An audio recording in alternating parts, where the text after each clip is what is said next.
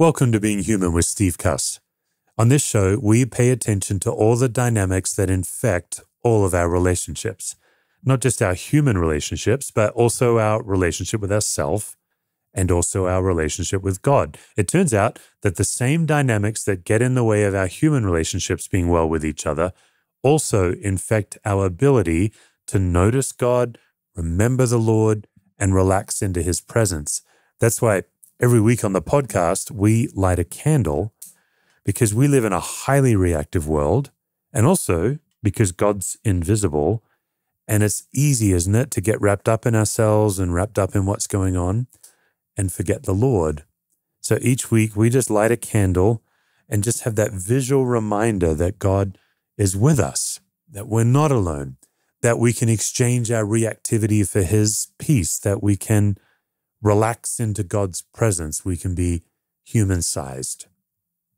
You know, on this series of our episodes, we're paying attention to the 4 spaces of anxiety: the space in me, the space between me and the other, the space inside the other, and the space between others. And if you want to dig more into like the specialty of that, you can go back to the first episode in this series. We'll have it in the show notes where Clarissa Mole and I get right into the 4 spaces of anxiety.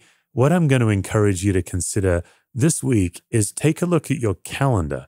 Take a look at maybe an event that's coming up or a person that's coming up. Maybe that event or that person tends to get you spun up. Fantastic. Not fantastic that they get you spun up, but fantastic that you can practice noticing the 4 spaces of anxiety. And today's guest can also help us. I was thrilled to be joined today in our conversation with Dr. Les Parrott. Les and his wife, Leslie Parrott, are renowned for decades of being relationship specialists. Les is one of those people that if we're talking about the dynamics that infect our relationships, I'm going to want to be talking to Les because he's been studying these and teaching these as a clinical psychologist, but also married to Leslie, a marriage and family therapist. Talk about a household of psychological nerds. But they're wonderful people, and they've helped thousands and tens of thousands of people in their relationships. Well, recently, Les sat down with Judah Smith, the preacher, and they wrote a fascinating book called Bad Thoughts, A Preacher and a Shrink's Guide to Reclaiming Your Mind and Soul. And Les and I, we have a wide-ranging conversation. There were so many things that I pulled out of this that really benefited me. I think you're going to get great benefit as well. And like all my guests, he cheerfully endured the gauntlet. Let's tune in now to me and Les. Les Parrott, welcome to Being Human. Thanks for coming on the show. Thanks, buddy. I'm a human, so I think I'm a good candidate for this. Man, you qualify for a number of reasons. First of all, you married somebody with your exact name. That is true. Very confusing, but that's the way God planned it. It's even more complex because not only am I Leslie and my wife is Leslie, my dad is Leslie, my grandfather is Leslie. I'm the third. Leslie the third. Yeah, which, of course, is why we named our first son John. John Leslie. We couldn't help. But, yeah, it's a weird thing, but that is the truth. So you qualify on that level. You qualify because you are one of the leading experts, you and your wife, on relational dynamics. And that's exactly what we talk about on this show. You know, the whole goal is for us to not be spun up, to notice when we're getting reactive, notice when we're catching and spreading anxiety so that we can be more human-sized. And when we're more human-sized, we're more able to relax into God's presence, not have to put up pretense or go into self-protection with each other. You know, you and your wife have taught and studied and helped for decades now. In fact, not to make you feel old, but my wife and I are right on the brink of celebrating 29 years. Wow. And the premarital course we went through 29 years ago was you and Leslie's course.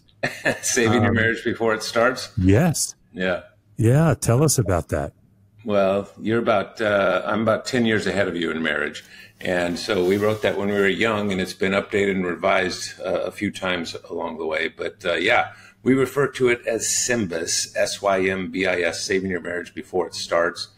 And it really these days centers around an assessment that was probably before your time. Mm-hmm. But we have leveraged technology in a serious way to help people with their relationships. Do you remember a matching site called eHarmony?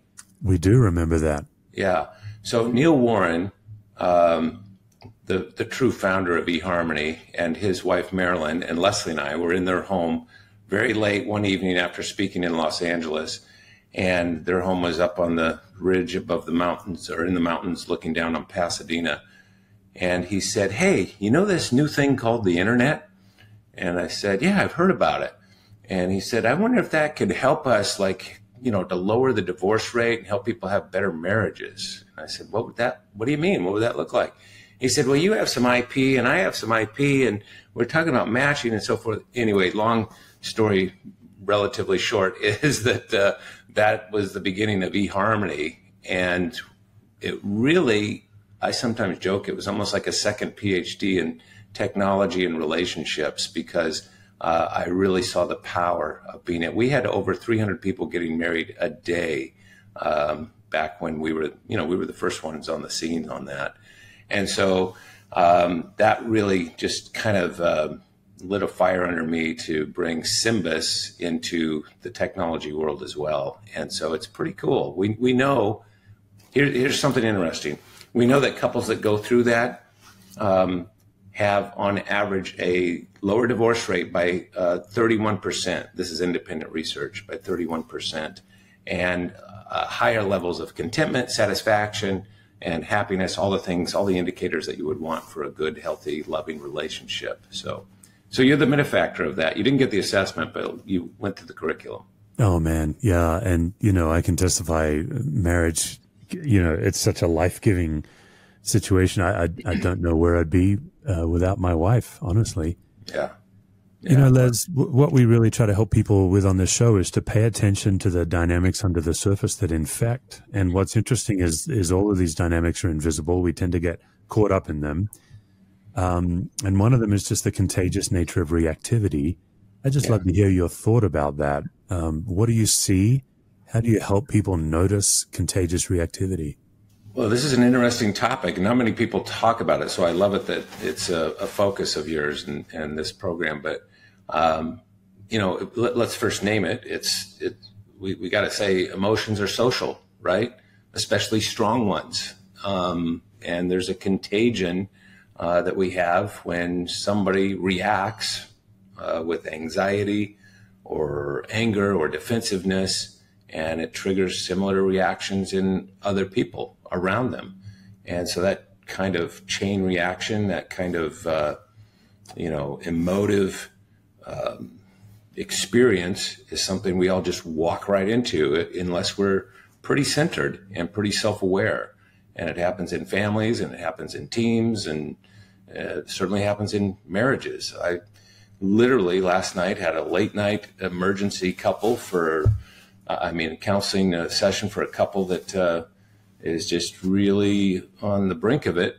And they're a well-known couple, and talk about emotional reactivity and contagiousness. It was just like they could not stop feeding the wheel of their symbiotic relationship with these emotions. And that's really what we're getting at. And so, of course, the opposite is true too, right? If we're grounded, if we're calm, if we are responding rather than reacting, we interrupt the spiral.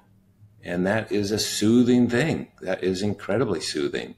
And so that's one of life's big chores. It's not like we check that off our to-do list. We're always working on it.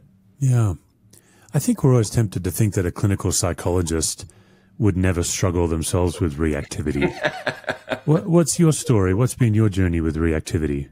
Well, it's funny you say that, because last night in this late night counseling session, it was virtual, and the woman said they were getting ready for this trip, and I said, "What do you need from him for this trip to kind of keep your head above water?" And she said, "I need him to be totally emotionally stable." And I mentioned her name, and I said, "Hey, I'm a clinical psychologist. That's a tall order for anybody, including me. Who's consistently emotionally stable, right? So it's the kind of thing that when we put that on another person, we have to really understand, are we, so often it's a projection, right, of ourselves, what we really want in us. And so I think I've lost my way in your question, but am I getting anywhere close to it? Oh, yeah. I mean, I'm interested in, I feel like there's two kinds of people. There's people who are pretty aware of themselves. I think my wife would be that way. She's generally aware of how she's feeling and what's going on. Then there's people who are generally unaware of themselves. I put myself in that category. Somebody asks me how I'm doing. I say, I'm fine, which is really code for, I have no idea how I'm doing. I don't think about it. And that means that I'm usually the last one to know when I'm not well. Yeah. Where would you land on that? These days, I'm pretty good at it. I've worked at it a long time. I've been in therapy myself to make that happen. And as a psychologist, it's one of my mantras. Awareness is curative. You can't do anything to improve until you become aware of it. I often say awareness is curative and clarity is kindness, right? And so those two things can go a long way. They sound kind of flippant and kind of, not like they're so profound. I think it's simplicity on the other side of complexity in this situation, because awareness, you just can't do anything if you don't see what's going on. If you're in a messy house and you don't see how messy it is, you're never going to clean it, right? And the same thing happens emotionally, and that's why we're all in this journey. It doesn't matter whether you have a PhD in psychology or not. It's a challenge for all of us because it goes against our nature. I think you're right, though. I think there's some people, and my wife, I would put my wife in the same category as yours. It comes easier to her than it does for me. But boy, have I worked hard on doing that, because I see the benefit of it. Yeah. What are the signs in you that you may not be well? What are you looking for when you're like, I need to manage this? For me personally? Yeah.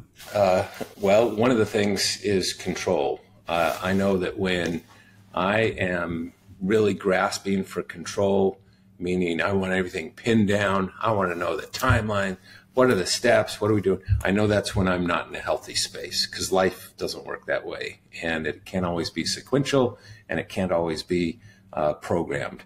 And my anxiety that fuels that underneath it, of course, is the driving force for that kind of control. So that's my kind of kryptonite. That's where I'm like, I know, okay, that's where I'm going. I'm out of control. I'm feeling, I gotta accept that, and I gotta release it, right? And that's where the Holy Spirit, that's where God comes into living color in our lives when we begin to release that. And I'm not talking about anything even dramatic. It's just an awareness that, okay, yeah, let's take a deep breath here. Let the Holy Spirit do its work. Friend, come help me, and center myself a little bit more. Les, why do you think, I mean, you must have done so much marriage counseling over the years. Why do you think that it's so hard for us when we're anxious to pay attention to our side of the problem, and so natural to focus on the other person, either blaming them or sometimes we're not blaming them. Sometimes we're just focused on them by worrying about them. Like maybe if you have a relationship with an addict, for example, you're kind of trying to worry your way to their sobriety. Why is it so hard for us to pay attention to taking responsibility for ourselves and so natural just to wrap up in someone else?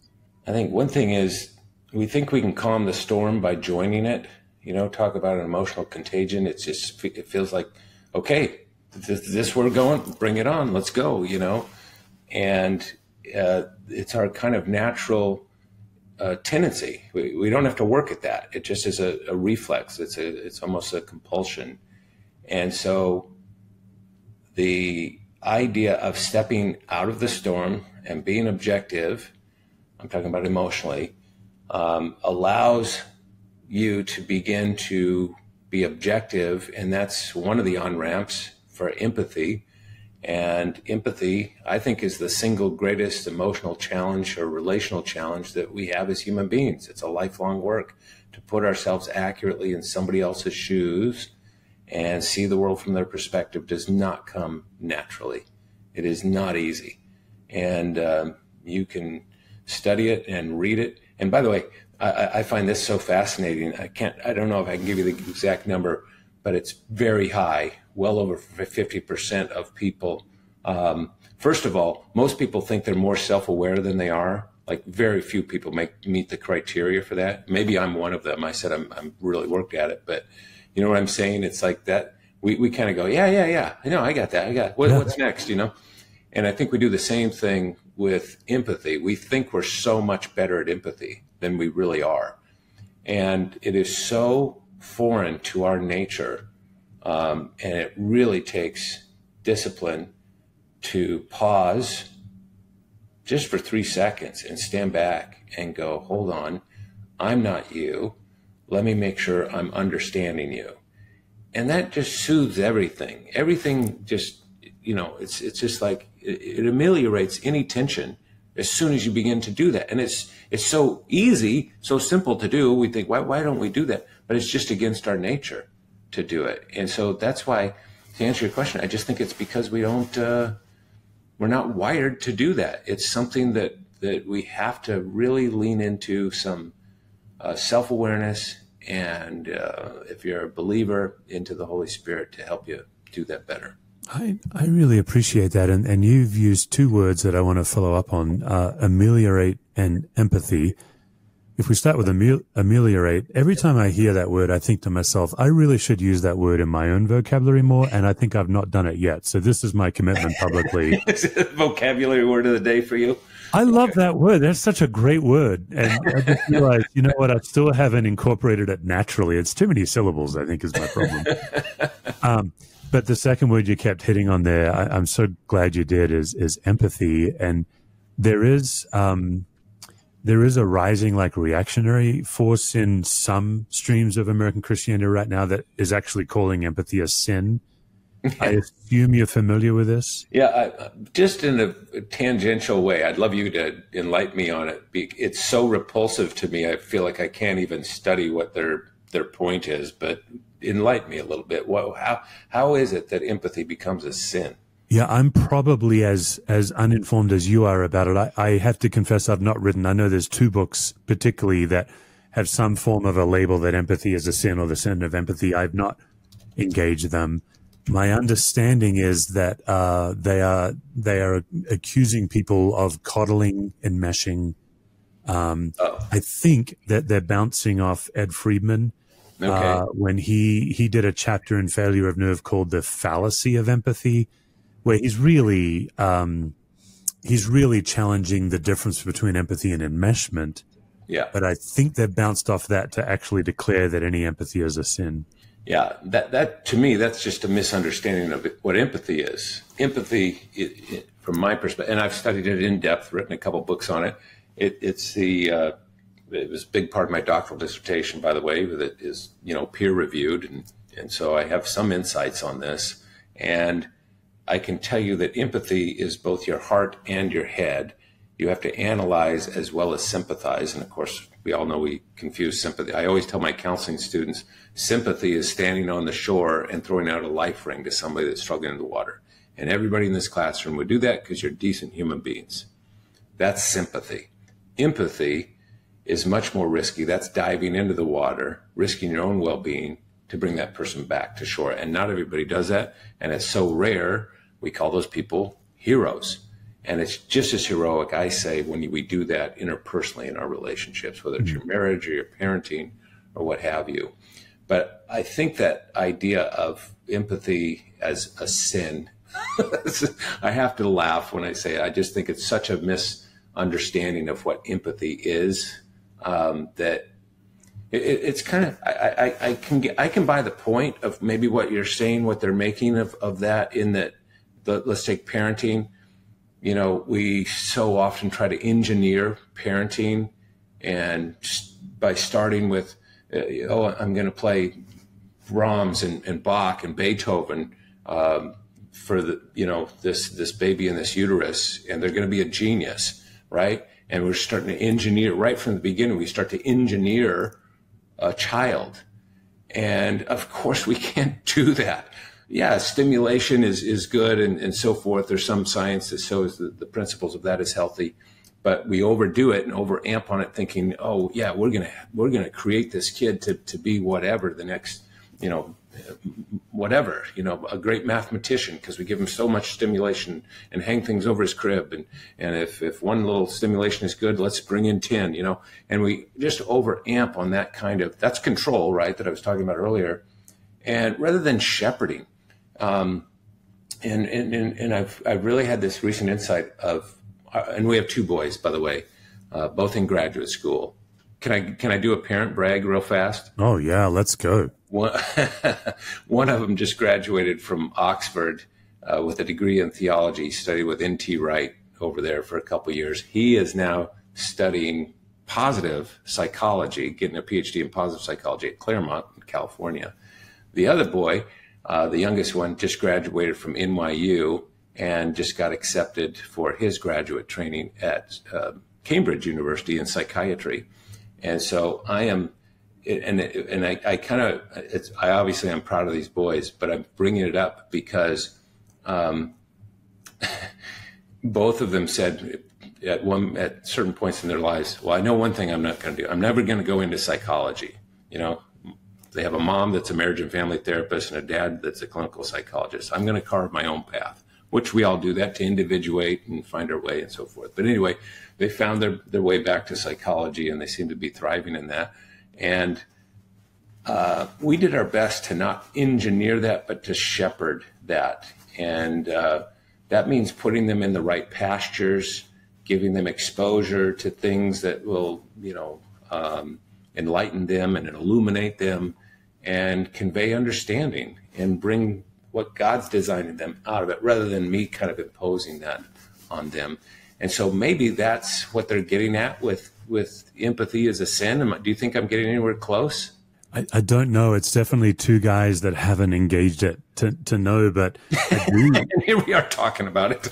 I do want to, though, make sure, particularly for our young parents and our parents-to-be, I love the way you just laid out the spectrum between engineering and shepherding. What a beautiful and I probably stole that from somebody else. I can't tell you for sure that I did, but I know that it's meaningful to me as I've become more seasoned as a parent, as a dad, to really do that. And it really helps me to look at my time with my boys as holy ground. I always felt like that when they were little and I'd get down on the floor and we're playing with Legos or whatever it is. I always would try to consciously say, this is holy ground. This isn't going to stay here forever, and enjoy this holy ground right now.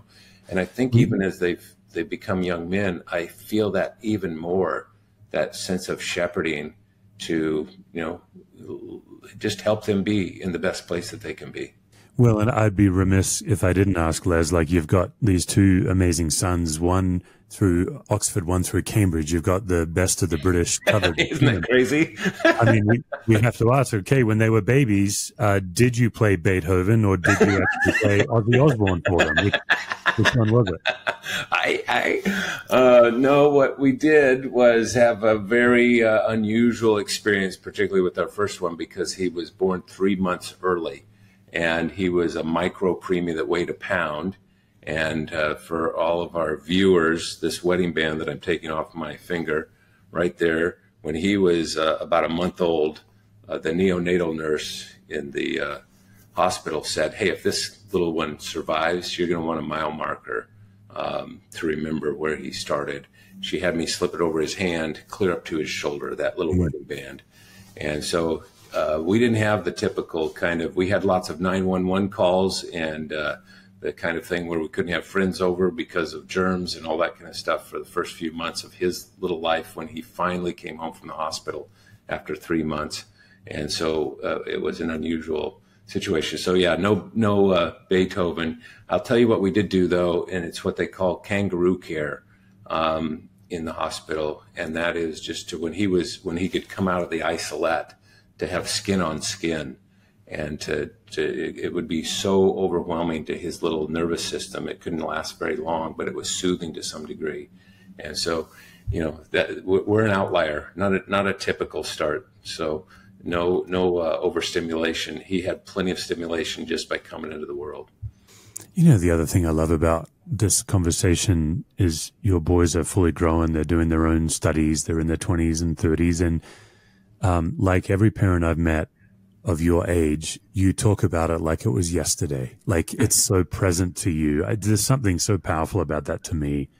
That's true. That's true. When we had our first child, Steve, are you going to try to make me cry, by the way? Is that what you're like? Is this going to be like a Barbara Walters interview? Because I could cry about that little thing, that story I just told you. So be careful. I don't relax unless my guest is crying. That's when I start. Yeah, that is my comfort. But when my first child was born, my mum and dad flew over from Western Australia, you know, where I grew up. They came over. I was living in Tennessee at the time, and my mum recounted to my wife my birth like it had just happened.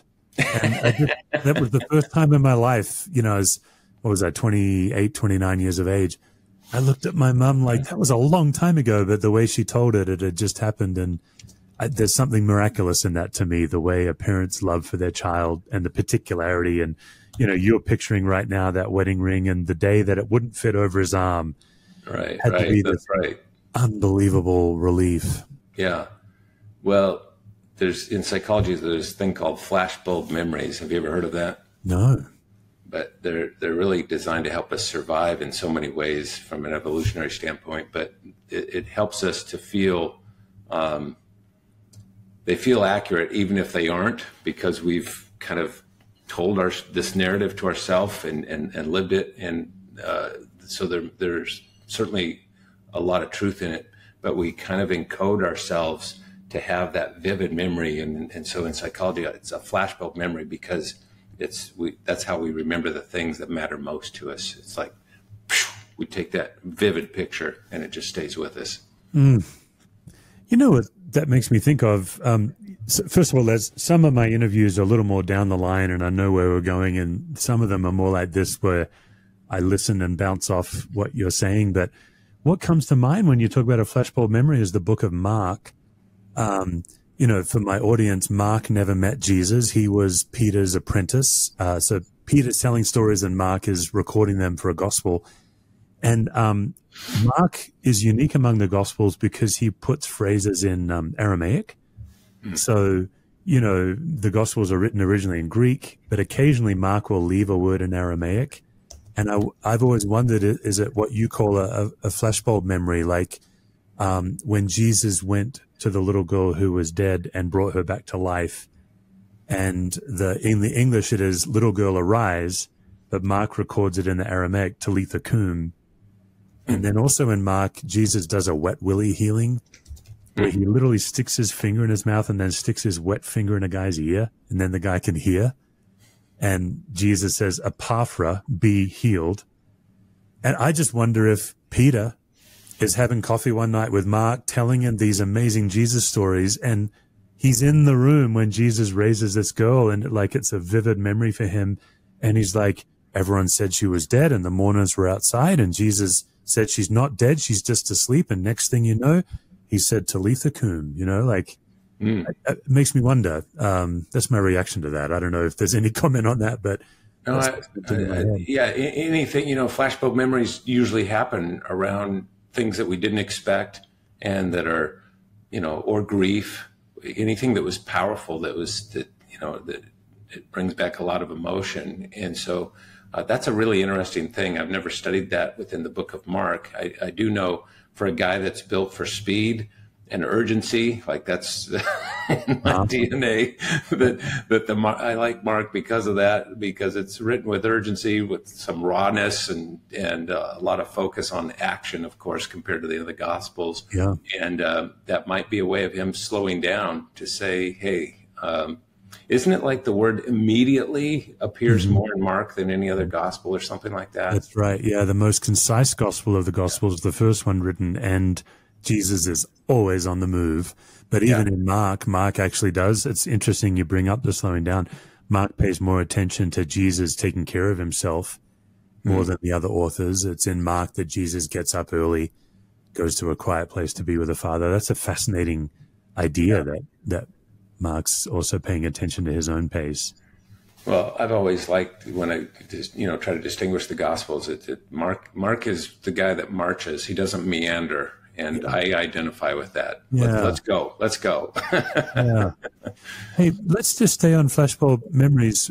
Les, what's your best advice for somebody when they have a flashbulb memory, their nervous system gets activated, they feel in danger, some kind of a trauma memory? What's your best advice for them? Well, I can tell you that the most grounded person in the room is someone who is not loud, right? They will have influence because of their lack of loudness, right?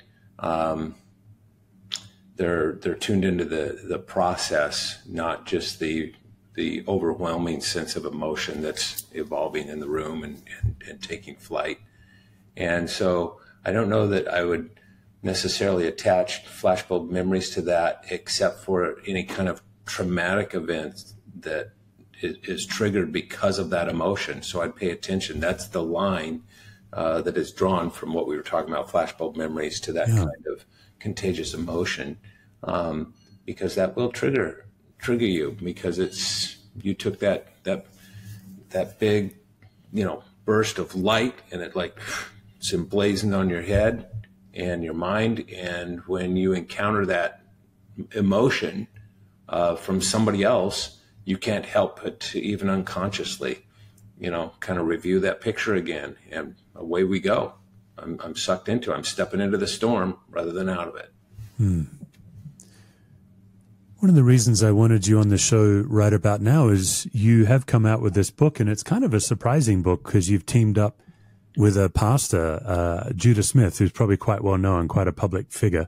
And you've written this book, Bad Thoughts, A Preacher and a Shrink's Guide to Reclaiming Your Mind and Soul. Yeah. Would you just give us a taste of that book for us? Well, yeah, that book is something that really was organic. Judah and his wife Chelsea came to Leslie and me more than a decade ago and said, hey, we see a lot of pastors and a lot of friends that are really struggling, and some of them falling pretty hard. And we want to do preventive intervention. We want to solve problems before they start. And so we began to see, I'd never, ever had a person come to me to do preventive intervention psychologically and relationally. And so I was so impressed by that. And so we met, together on and off for a long time, many years. And eventually Judah and I were doing some individual work as well, and just kind of more some coaching. And, he lost his dad, and he's in a church, and he's finding his way and having some unusual ways of being able to influence the culture through some of his relationships, and, some territory that is not pre-programmed. Nobody can come along and go, oh, I know exactly what you do in that situation, because it was kind of new territory. And so I was just walking with him through that process. And we began to realize that so much of what was, I don't want to put words in his mouth, but I'm just going to say this, and you can have him on to clarify, but it was like he was sometimes not able to hear God's voice because of the other voices in his head. And they were drowning him out. And because God usually doesn't speak in thunder, it was feeling kind of that distance. And I remember the day I said, God doesn't speak in thunder, Judah, but he also doesn't speak in shame. And how do we get to clear our heads enough to hear the voice of God, even when it's a whisper? And so we really began to talk about the thoughts and what was going on. And we identified the most common 5 thoughts that we were grappling with in our sessions together. And one day he just said, would you ever put this in a book with me? And I said, well, that's interesting. A preacher and a shrink that would actually kind of pull back the curtain and kind of be pretty vulnerable for both of us. And certainly for Judah, because he's kind of exposing, his dark side, his bad thoughts in the book. But for me too, because I'm exposing my work. And of course that involves some vulnerability on my side to when you're walking alongside the person. I'm certainly not on a pedestal. And so that's how that book came to be, A Preacher and a Shrink's Guide to, helping you kind of rid yourself of bad thoughts, or at least manage yourself with the bad thoughts. Well, a link to the book is in the show notes, and it is out as of the release of this episode. And Les, it's just brilliant that you're on right now, because we are in a season where all of us on the Being Human audience are focusing on the 4 spaces of anxiety. And just for those who are tuning in new, maybe you saw Les's on the show, you wanted to hear what he had to say, maybe you're not familiar with this. It's 2 very simple things. One is that reactivity is contagious. We catch it and we spread it. And that if you don't manage it, it becomes kind of vague. And so instead, what you can learn to do is locate it in the 4 spaces. And the 4 spaces are simply the space in me, that's first space, the space between me and another, the space inside the other, and the space between others. So, of course, the space in me, that's just what Les and I've been talking about. What's going on under the surface? What triggers me? How do I know when I'm amped up? And that's all about awareness, right? That's where awareness is key. Yep. Totally, yeah. Awareness is a huge thing. The space between me and the other, you can often notice that because it becomes predictable over time. So like in your core relationships, you tend to fall into predictable habits and patterns. You know, we often use the example of trying to get a child out the door in the morning for school. That's usually a predictable pattern. And let me just interject real fast. What's on my mind, if you don't mind, in psychology, we call that a script, right? And we just keep going through that same anxious, urgent thing. Everybody get ready, get in the car. We're going to be late, blah, blah, blah, blah, blah, or whatever. And that sense of kind of, the world's on fire, you know, and we got to do something about it. So, or even that in a marriage that, they seem to feel distant. So I must have done something wrong. Yeah. Right. Yeah. Yeah. Yeah. One of my trainers, Jimmy Kahns, I love his metaphor for these predictable patterns or these scripts. He says, this kind of work is like going through a haunted house the second time. You know where the guy with the chainsaw is. You shouldn't be surprised when he jumps out.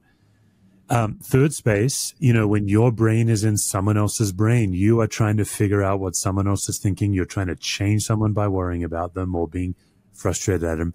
Fourth space, when you walk into the room and you either change the room by showing up, as a pastor, that was my common experience. I'd go to a party, and just by showing up because I'm the pastor, you know, God's police officer has shown up to the party and people stop laughing or whatever. Out of those 4 spaces, Les, is there one that you're most aware of and one that you're least aware of naturally? Oh, that's an interesting question. I like that. Ask it to me again. Is there one that I'm most aware of? Is that what you said? Yeah. Which of those spaces are you most attuned to? So for me, the 4th space, I usually read the room naturally. Yeah. I'm also prone to 3rd space because I'm a chronic people pleaser. I like to know that people are happy with me, so I'm often replaying conversations in my head. I think for me, it's probably the 1st space. It's just the internal space, the anxiety within myself. I've recently, and I think you and I talked about this in another conversation some weeks ago, but I have really kind of yearned to have someone illuminate me. David Brooks uses that phrase in his book, How to Know a Person, illuminate. And I mentioned that to my guys. I'm in a small group of guys that I've known for a long, long time. And I said, so many times in that group, it is, let the psychologist speak, right? Because these guys are business guys and they do other things. And that's that 4th space, I think, or maybe is that the 3rd space, the social space where the anxiety in the world around us is a part of it. Is that what that would be there? Yeah, we would call that the 4th space. And the 3rd space is when you are trying to worry someone else to change by thinking about them. It's like your brain is trapped in their brain. Okay. Yeah. So, I was telling these guys, I said, after reading that book, I said, I want you guys to illuminate me.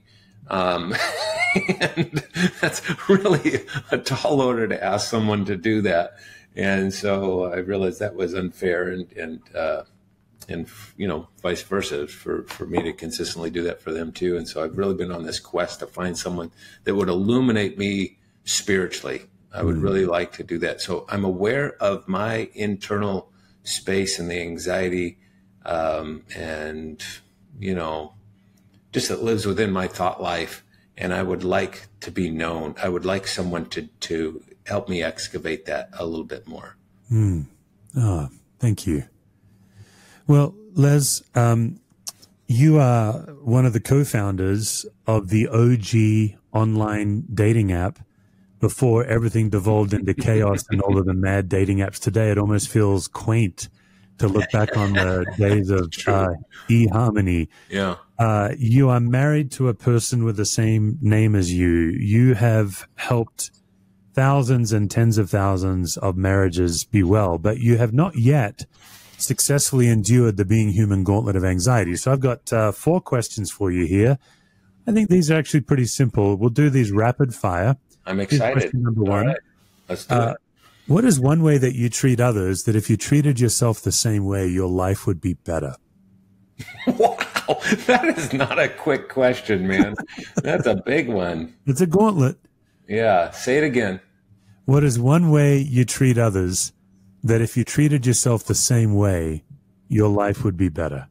Well, I can think of ways that'd be worse. That's an easy one, to be better. In other words, if that person would do that for me, right? If you would actually do that for yourself. So, for example... Oh, I see. Okay.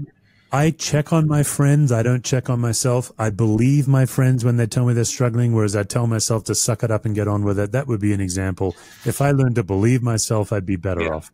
So I'm pretty good at helping other people kind of soothe their experience. And I've used that word a couple times earlier in our talk today, but soothing, like if Leslie is she's maxed out and she's just over the top and it's just like, or even triggered, I'm pretty good at helping to soothe her. And I'm not very good at doing that for myself. Okay. Yeah. That's a brilliant answer. Yeah. Okay, number 2. And I will tell you, it's probably the reason I'm bringing it up, because even right now, not because of this interview, but because of other things around this interview in my life that I am trying to get done today, and feeling like, I'm still waiting on so-and-so to do that, and I can't control their timeline. Why aren't they getting back to, it's that kind of stuff. Yeah. It's just like, I got to keep moving down the field, and I can't rely on these people that are unreliable, and to be able to soothe myself in that, that's why that's fresh for me. Yeah. Oh, it's really helpful. Yeah. Okay. Second one, where do you experience a gap between what you believe about God versus what you experience from God? A gap where I believe about God, but I don't experience from God. And these are really heavy questions. Yeah. You can invoice Christianity Today for whatever, what do they call it in the legal, like it's an emotional distress kind of situation. Yeah.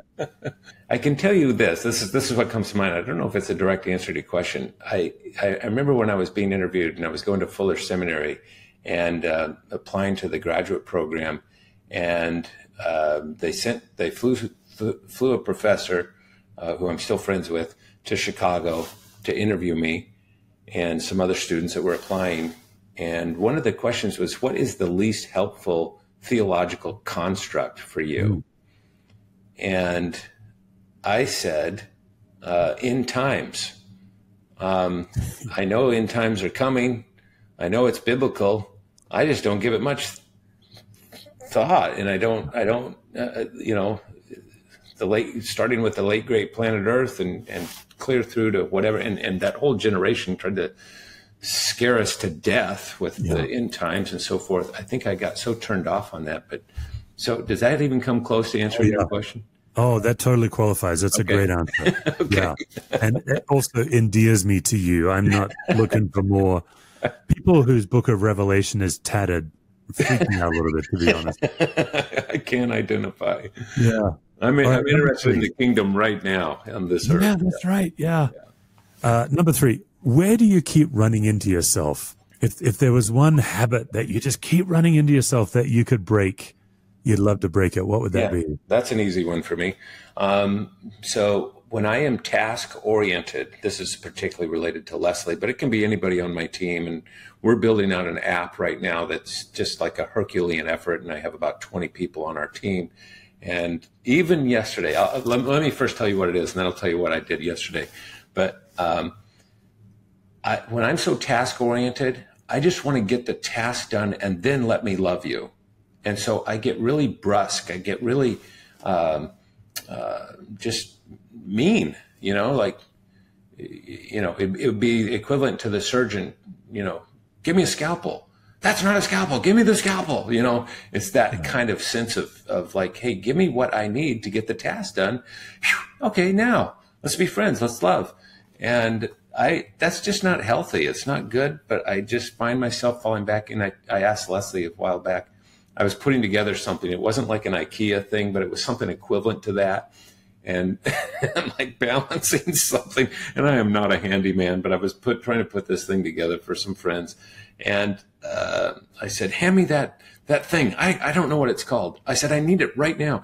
And she's anxious, and she's trying to find it. This? No, it's right there. That kind of stuff. Why am I doing that? What an idiot.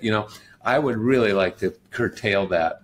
But yesterday, I was talking to our team, and one of the guys that kind of rounds up some of our developers and stuff that we're working on for this app, I just said, hey, I want to say something to you, Jordan, in front of, the guy that you really are the direct report to. I said, I have punched Jordan in the lip twice in the last 3 months, and he keeps standing up, and he keeps having an incredible attitude. And I wish I wouldn't have done that, but that's where that's come from. And I explained what I just explained to you. Yeah. It's a dark side I wish I could curtail, but it's there. Oh, thank you. Does that make any sense? Oh, 100%. Okay. I think extremely relatable. All right, final question. You've sailed through. When in your life lately have you felt most fully and completely loved?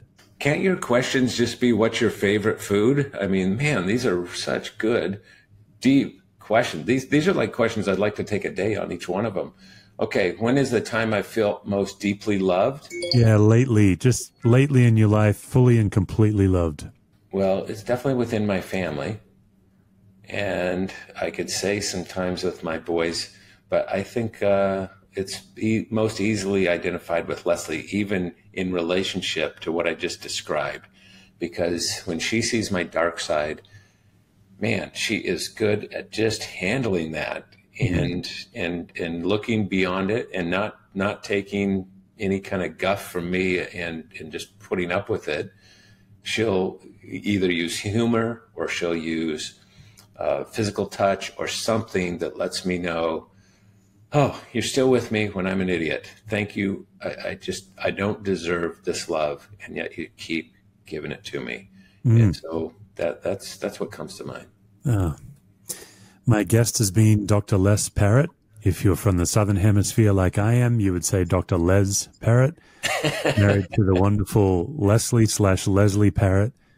Les has a brand new book out with the pastor Judah Smith, Bad Thoughts, A Preacher and a Shrink's Guide to Reclaiming Your Mind and Soul. We'll have a link to that book, Les's other books, the assessment, and their website for those who want the resources that he and his wife have. They really are the OG of relational health, decades and decades of faithful service to us. As an audience, if this episode has touched you and helped you, I'm going to ask you right now to pause and find someone to share it with, whether it's Les's comments on engineer-based versus shepherd-based parenting, whether it was his thoughts on flashbulb memories, or even I really loved when he talked about that God's voice never sounds like shame. Maybe you know someone that could really benefit from this. Hit share. That would help us and your friends. And also, you could do us a solid by not just leaving a rating, but actually a written review of Being Human. That helps us get the word out. Dr. Les Parrott, thanks so much for joining us on Being Human. Yeah, it was good to be human with you today, Steve. Thanks so much.